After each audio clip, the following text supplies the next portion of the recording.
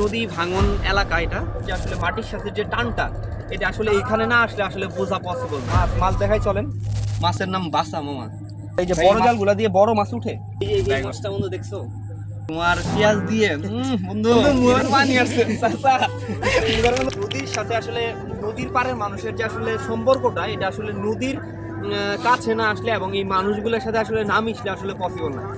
যারা জেলে আমরা লোকালি বলি তারা এখান থেকে এই নদী থেকে মাছ সংগ্রহ করে এবং তাদের পুরো জীবন জীবিকা কিন্তু এই নদীর সাথে কানেক্টেড। সো হচ্ছে এই আসলে নদী জুড়ে মানুষের যে আকাঙ্ক্ষা, এদিকে আপনারা এই যে দেখেন নদীর যে পাড়টা এদিকে ঘুরে নদীর পাড় কিন্তু আসলে নদী ভাঙন এলাকা এটা।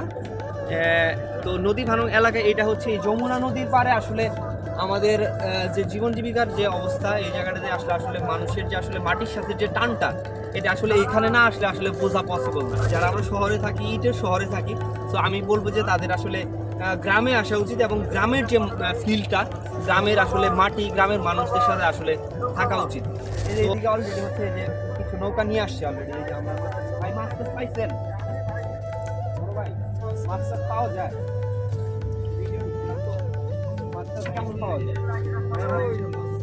মাছ দেখাই চলেন। আমরা একটু মাছ দেখাই আসলে, কারণ নদীতে আসলে সবসময় আসাও হয় না। তো যেহেতু আসলে আমি আসলে সত্যি বলতে নদীর এই পাশেই আমার আসলে বাসা, কিন্তু আসলে ঢাকাতে থাকা হয়। এই যে দেখেন নদীর মাছগুলা, এই মাছগুলার ভাই আসলে নদী থেকে কিন্তু ধরা সবগুলা না। এই জালগুলা যেগুলা দিয়েছেন এগুলা দিয়ে তুলছে, এগুলা না, এই জালগুলা। আর এই যে বড় জালগুলা দিয়ে বড় মাছ উঠে, ও বড় যেগুলো সাইজে না, বোয়াল টোয়াল থাকলে ওগুলো উঠে না। এই আপনার এটা কয়টা থেকে কয়টা পর্যন্ত আজকে মাছটা ইয়ে করছেন? বন্ধু এটা হচ্ছে পেঁয়াজ দিয়ে বন্ধু একবারে বন্ধু মুখের পানি আসছে, মুখের মধ্যে পানি এসে যাবো। মাছগুলা দেখে তাজা মাছ ভাই। কি মাছ এটা ভাই? এটা কি মাছ? এটা কি না? বাসা। মাছের নাম বাসা মামা। ভাই এই মাছের দাম কত হবে? এটা এই ধরনের বিক্রি করতে পারলে আপনার এটা 1200 টাকা। এটা 1200 টাকা কেজি। মোটামুটি আপনার তো 2 কেজির মতো মাছ আছে সব কিছু মিলে মনে হচ্ছে না?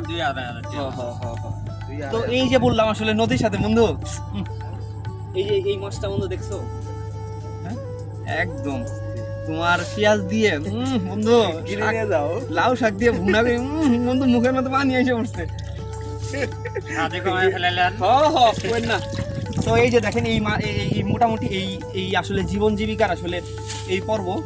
তো এরকম করে মানুষের আসলে আমরা আসলে জানিও না যে আসলে দিন শেষে আসলে নদীর মানুষ যারা আমাদের থেকে নিচু বা উঁচু আসলে আমরা জানি না আসলে তারা কিভাবে আসলে চলাফেরা করে। তো আজকে এইটুকুই। তো নদীতে আসলাম, অনেক আড্ডা দিলাম। বন্ধু কেমন লাগলো? হ্যাঁ, অনেক ভালো লাগলো।